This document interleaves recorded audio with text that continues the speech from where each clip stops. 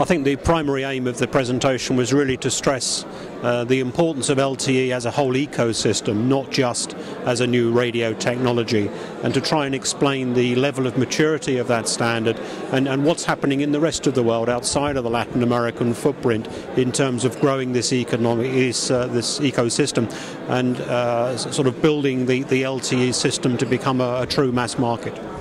I mean, from a standardization point of view, we have an obligation to ensure that all of the technologies we standardize have a life.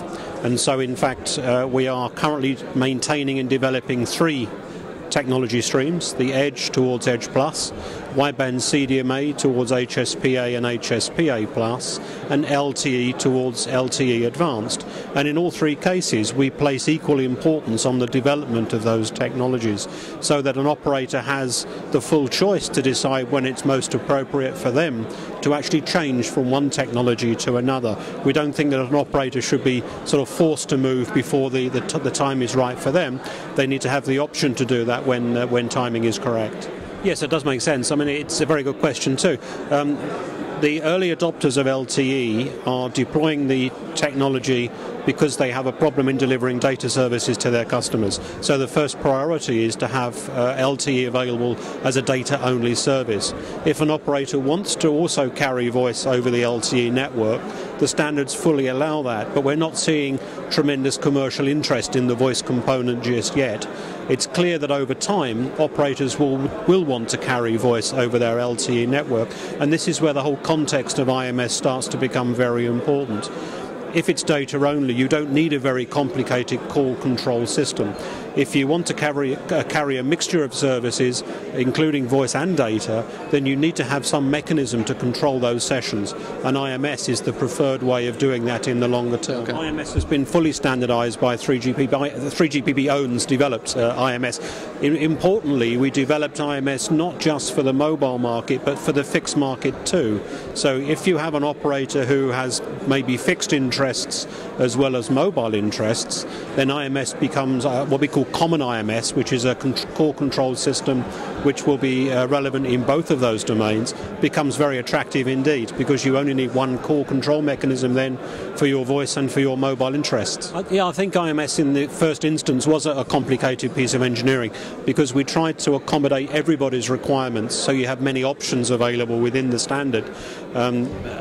Now when we come to sort of real commercialization of IMS, we find that people are actually deploying a subset of those options, and so there is some profiling need to make sure that there is a clear path for the use of IMS now that we get to sort of real deployment in mass terms. I think LTE will be a driver for IMS for sure.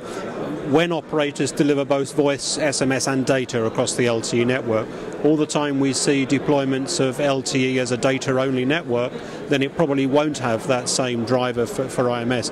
But if we look at notable cases like Verizon, where they clearly want to move for both voice and data on the LTE network, then they of course have already deployed IMS for that purpose. I mean, right now we've just completed the standardization of LTE. Our next piece of work is really to add further functionality to LTE to make sure that any inconsistencies within the standard have been corrected. We're also starting to move that technology towards something called LTE Advanced, which in ITU terminology is 4G or IMT Advanced. That's the piece of work which we will complete now up until March 2011. And beyond that, we have quite a full work program of new and innovative services which we will add on top of these new radio net technologies. I mean, the concept of harmonizing the WiMAX technology with 3GPP's family of technologies has been voiced many times, but the proposal is coming rather late in the standardization life cycle. If this proposal to harmonize had appeared, say, 5 years ago, it would have been very practicable to do so.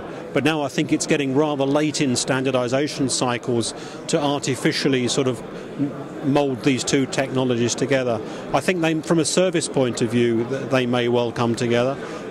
From an interworking point of view, 3GPP already provides profiling to enable handover from and to WiMAX technology. So we're ensuring that the technologies will interwork, but I think that's quite different than actually merging the two technologies into one. No, I think it's probably too late in standardization terms for that to happen. Maybe when we start working on the next radio technology, that will be the occasion where we ultimately end up with one solution.